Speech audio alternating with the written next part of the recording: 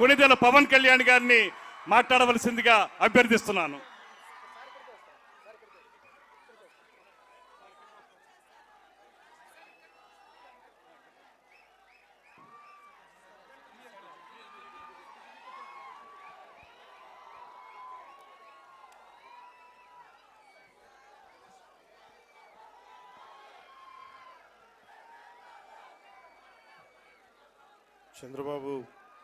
చంద్రబాబు నాయుడు గారి గౌరవ ముఖ్యమంత్రి శ్రీ నారా చంద్రబాబు నాయుడు గారి నాయకత్వంలో ఉన్న ఎన్డీఏ కూటమి ప్రభుత్వం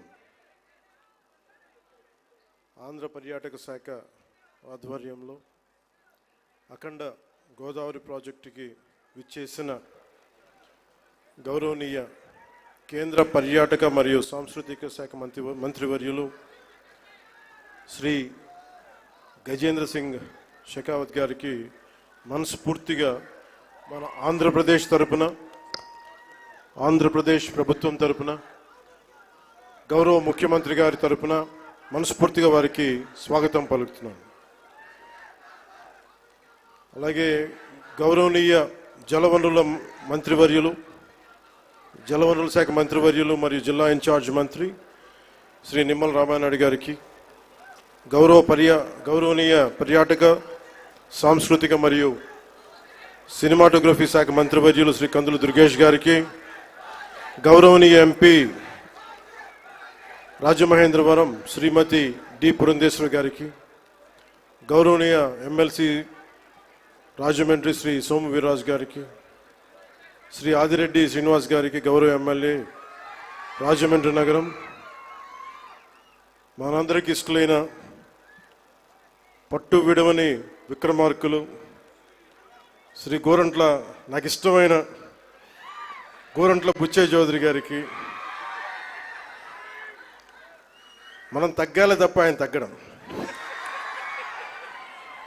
మనం ఆయన చూసి నేర్చుకోవాలి. అంటే మనకి అడాప్టబిలిటీ రాదు, ఆయన అడాప్టబిలిటీ నేర్పిస్తారు మనకి. సో అలాంటి గోరంట్ల బుచ్చయ్య చౌదరి గారికి, రాష్ట్ర హితువుని, రాజమండ్రి హితువుని, గోదావరి జిల్లాల హితువుని కోరుకునే వారికి మనస్ఫూర్తిగా నా హృదయపూర్వక నమస్కారం. అలాగే రాజానగరం బత్తుల బలరామకృష్ణ గారికి, అనపర్తి ఎమ్మెల్యే శ్రీ నల్లమిల్లి రామకృష్ణారెడ్డి గారికి, శ్రీ ముప్పిడి వెంకటేశ్వరరావు గారికి, కొవ్వూరు ఎమ్మెల్యే శ్రీ మడ్డిపాటి వెంకటరాజు గారు, గౌరవనీయ MLA Gopalapuram Cherri Balaraju garu, Polavaram MLA Shri Boddu Venkataramana Chowdary garu, chairman Rajamahendravaram urban development authority, Shri Nukasani Balaji garu, Shri Ajay Jain గారు, శ్రీమతి పి ప్రశాంతి గారు, కలెక్టర్ జిల్లా మ్యాజిస్ట్రేట్ తూర్పుగోదావరి జిల్లా, అలాగే శ్రీ డి నరసింహకిషోర్ గారు, ఎస్పీ మన తూర్పుగోదావరి జిల్లాకి, ఎస్ చిన్నరాముడు ఐఏఎస్ గారికి, జాయింట్ కలెక్టర్, ఇక్కడికి విచ్చేసిన మీకు, మీ ద్వారా గోదావరి జిల్లాల ప్రజానీకానికి, ప్రత్యేకించి రాజమండ్రి ప్రజానీకానికి, సోదరీమణులకి, ఇక్కడికి విచ్చేసిన మీడియా ప్రతినిధులకి, ఎలక్ట్రానిక్ ప్రింట్ మీడియా ప్రతినిధులకి మీ అందరికీ ప్రత్యేకమైన నమస్కారాలు. రాజమండ్రి అనగానే గుర్తుకొచ్చేది గోదావరి తీరం. ఎప్పుడు కూడా ఒక తీరం వెంబడి ఎప్పుడు నాగరికత ఉన్న చోట భాష అన్నీ ఎదుగుతాయి.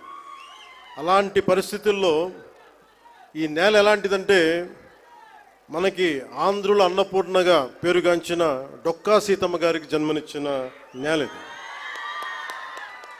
కవి మహాభారతాన్ని మనకి తెలుగులో అందించిన మన ఆదికవి నన్నయ్య గారికి జన్మనిచ్చిన నేల ఇది. అలాగే ఎంతోమంది కళాకారులకి, సామాజికవేత్తలకి జన్మనిచ్చింది. మనకిష్టమైన బాపు రమణంలో ఒకరైన ముళ్ళపూడి వెంకటరమణ గారికి అందించిన ఈ గోదావరి నేల ఇది చాలా సంవత్సరాల నుంచి, చాలా దశాబ్దాల నుంచి ఉన్న కోరిక. ఈ మన హ్యావ్లాక్ బ్రిడ్జ్ ఒక చాలా పురాతనమైంది. దీనిని వాడకుండా వదిలేసాం. దీన్ని ఎలా చేయాలి అనేది చాలామంది ప్రజల ఆకాంక్ష, గోదావరి జిల్లా ప్రజల ఆకాంక్ష. మనం అడిగిన వెంటనే దీన్ని ఒక టూరిజం కింద ఒక మంచి ప్రాజెక్ట్ చేయాలంటే ఈ రోజున ఇది ఒక్క ప్రాజెక్టేగా దాదాపు 430 కోట్ల రూపాయలు పెట్టి 7 ప్రాజెక్టులను ఈ రోజున ఆంధ్రప్రదేశ్ మొత్తం మీద పనులు ప్రారంభిస్తున్నాం. ఈ రోజున దాటి మీద కొన్ని ఏమో ఇవి ప్రణాళికలు సిద్ధం కావటం, కొన్ని ఏమో పనులు పూర్తి అవ్వటం, ఇలా చేస్తూ ఉన్నాం. దాంట్లో ముఖ్యమైనది ఈరోజు మనకి అఖండ గోదావరి ప్రాజెక్ట్. ఈ అఖండ గోదావరి ప్రాజెక్టులో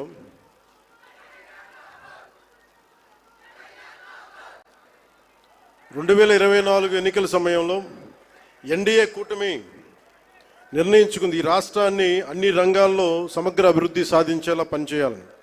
దాంట్లో భాగంగానే గౌరవ ముఖ్యమంత్రి శ్రీ నారా చంద్రబాబు నాయుడు గారు ఆ రోజు మేమందరం కూటమి భాగస్వాములు అందరూ అనుకొని ప్రతిదీ కూడా ముఖ్యంగా పర్యాటక రంగంలో ఎక్కువగా యువతకి ఎక్కువ ఉపాధి అవకాశాలు ఉంటాయి. అంటే మీరు ఊహించుకొని దీనికే ఈ చేస్తున్న ఈరోజు ప్రాజెక్టుకి ముందుగా స్టార్ట్ అయితే దాదాపు ఒక 800 మందికి ఎంప్లాయ్మెంట్ దొరుకుతుంది దీనివల్ల.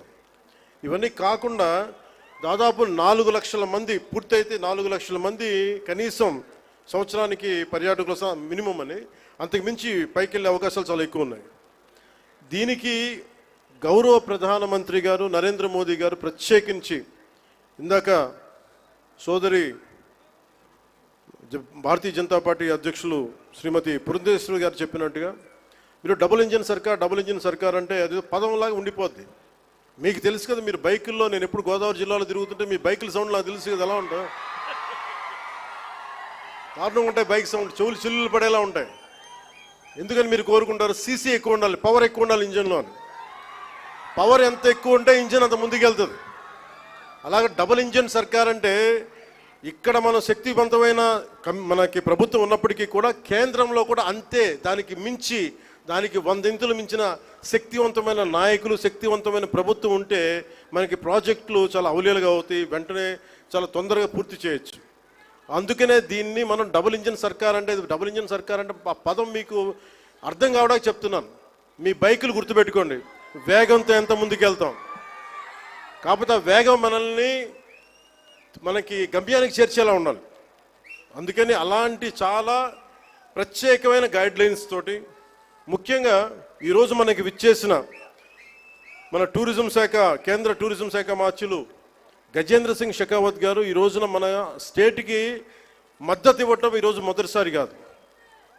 ఈ రోజున మనకి విశాఖ స్టీల్ ప్లాంట్ కూడా మనకి ఈ రోజున దాన్ని ప్రైవేటీకరణ కాకుండా కాపాడగలిగామంటే దానికి ముందస్తుగా దానికి బీజాలు చేసింది గజేంద్ర సింగ్ షెకావత్ గారు జలశక్తి మినిస్టర్గా ఉన్నప్పుడు.